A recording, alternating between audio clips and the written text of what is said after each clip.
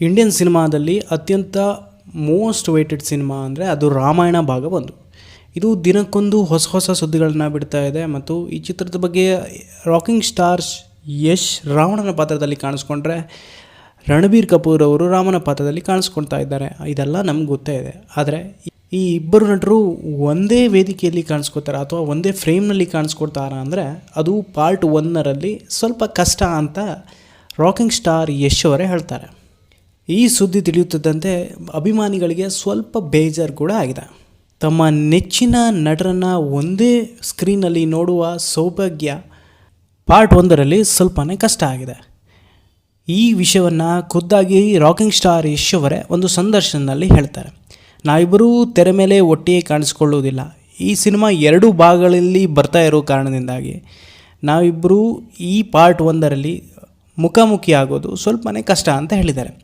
ರಾಮಾಯಣ ಕಥೆ ತುಂಬ ದೊಡ್ಡದಿರೋದ್ರಿಂದ ಅದನ್ನು 2 ಭಾಗವನ್ನಾಗಿ ಮಾಡಿದ್ದೇವೆ. ಇದರ ಇಂಟ್ರೊಡಕ್ಷನ್ ಅಥವಾ ಅವರವರ ವೈಭವಗಳನ್ನು ತೋರಿಸೋಕ್ಕೆ ಒಂದೊಂದು ಚಾಪ್ಟರ್ಗಳು ಬೇಕಾಗುತ್ತೆ. ಹೀಗಾಗಿ ರಾವಣ ಮತ್ತು ರಾಮನ ಕ್ಲಾಶ್ ಏನಾಗುತ್ತೆ ಅದು ಸೆಕೆಂಡ್ ಪಾರ್ಟ್ನಲ್ಲಿ ಇರೋದ್ರಿಂದ ಮೊದಲ ಭಾಗದಲ್ಲಿ ನಮ್ಮಿಬ್ಬರ ಭೇಟಿ ಅಷ್ಟಾಗಿ ಆಗೋದಿಲ್ಲ ಅಂತ ಹೇಳಿದ್ದಾರೆ. ಹೀಗೆ ಮುಂದುವರಿಸ್ತವ್ರು ಹೇಳ್ತಾರೆ, ರಣಬೀರ್ ಅವರ ಜೊತೆ ನಾನು ತುಂಬ ಮಾತುಕತೆಯನ್ನು ನಡೆಸಿದ್ದೇನೆ.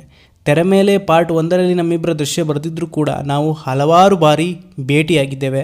ರಣಬೀರ್ ಅವರು ಕೂಡ ಅದ್ಭುತವಾದ ನಟ. ನನಗೆ ಅವರ ಮೇಲೆ ಅದ್ಭುತವಾದ ಭರವಸೆ ಇದೆ ಮತ್ತು ತುಂಬ ಗೌರವವಿದೆ ಅಂತ ಹೇಳ್ತಾರೆ. ಈ ಸಿನಿಮಾನ ಜಗತ್ತಿಗೆ ಪರಿಚಯಿಸುವ ಒಂದು ಗುರಿ ನಮ್ಮಲ್ಲಿದೆ. ಇನ್ನೂ ಈ ಸಿನಿಮಾದ ದೃಶ್ಯಗಳು ಬಾಕಿ ಇದೆ ಮತ್ತು ಟೆಕ್ನಿಕಲ್ ಟೀಮ್ ಇದರ ಬಗ್ಗೆ ವರ್ಕ್ ಕೂಡ ಮಾಡ್ತಾ ಇದೆ.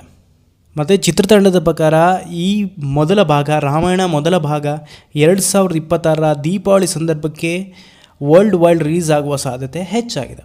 ಇದು ಇವತ್ತಿನ ಮಾಹಿತಿ. ಸಿಗೋಣ ಮುಂದಿನ ವಿಡಿಯೋದಲ್ಲಿ. ಅಲ್ಲಿವರೆಗೂ ನೋಡ್ತಾ ಇರಿ ಬಂಟಿ ಅಡ್ಡ.